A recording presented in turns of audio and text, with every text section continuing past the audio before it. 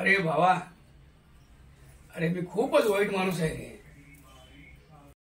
अरे ते तर तू आहेच रे. अच्छा काय झालं बोल.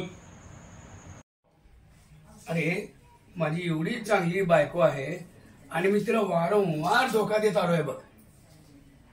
कळत नाही मी आता काय करू. तर मग जा तुझ्या बायकोची माफी माग. खरंच आहे. चल ठीक आहे, बाय.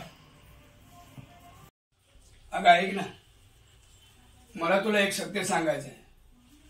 मी तुला वारंवार धोका देत आलेलो आहे. प्लीज प्लीज मला माफ कर. माफ तर मी करेन रे. आधी मला त्या टवळीचं नाव सांग. नाव तर मी सांगू शकत नाही ना.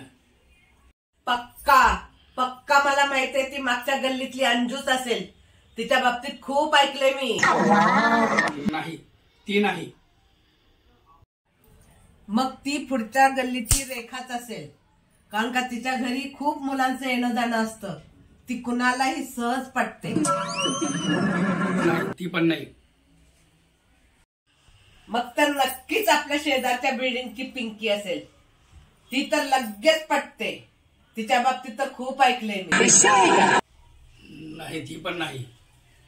मी नाव सांगू शकत नाही. मग तुला माफी पण मिळणार नाही. निघ निघ इथून.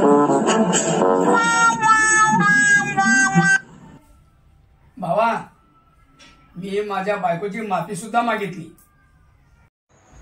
मग मिळाली का माफी.